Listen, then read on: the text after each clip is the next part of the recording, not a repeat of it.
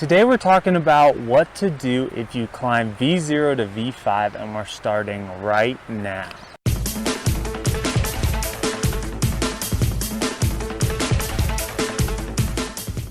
If you guys like climbing hard stuff, consider subscribing because that's all I talk about. A short note on hard stuff. Now, that is a relative term, and whatever's hard for you is not exactly going to be hard for me or hard for somebody else.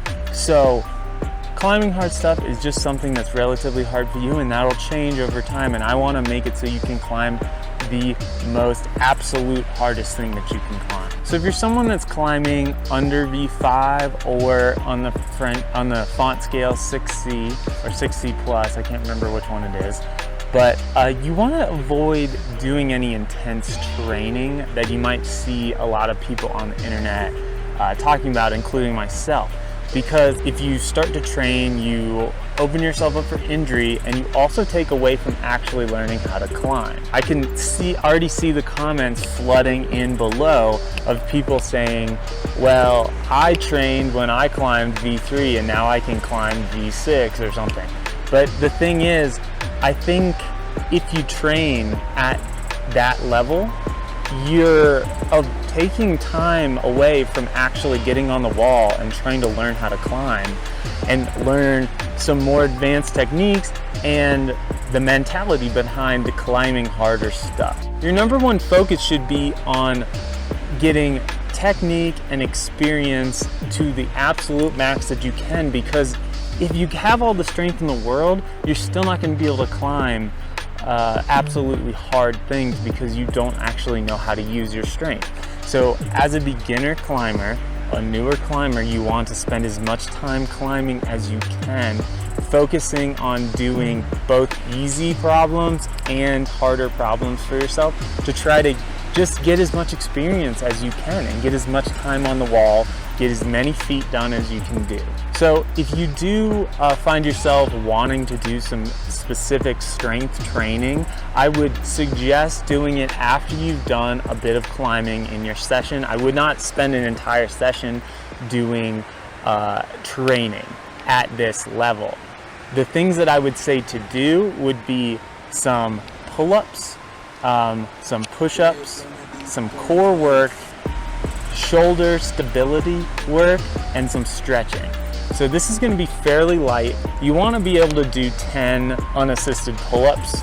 That will be a very good benchmark. And if you can do around 30 push-ups, you're in a pretty good place to be able to really gain some good muscle tension when you're climbing. Shoulder stability is important because it will avoid injuries and developing these hunched over shoulders that climbers can get from always pulling down. Now, core is one of the things that I think is very weak amongst the general population, just anywhere. But especially if you're a little older and you've been working in an office for a while and haven't been training very much or doing anything, your core will be fairly weak, and that's something you need to train to get up to a level that is suitable for climbing. Now, I will say there's a difference between 6-minute abs and getting ripped abs and core strength. And I have a video that I'll put up in the top here that I suggest you guys take a look at. I think as a beginner you can do that routine, but if it's too hard for you, just make it easier by doing less time or doing less reps. So one of the last things you need to focus on if you are a V5 or under climber is learning some advanced techniques. One of these might be heel hooks, toe hooks, campus moves, dynos, side pulls, gastons. A lot of these things are not set very regularly on easier gym climbs. And if you guys have a specific skill that you're looking to learn more about, let me know in the comments down below, and I will make a video dedicated to you on that subject.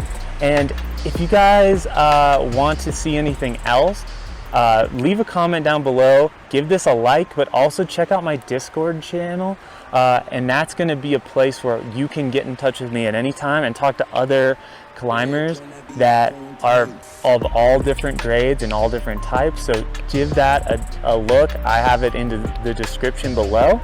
And the next video we'll be doing is on climbing from V6 to V8, and then we're gonna be doing one on climbing V9 to V11.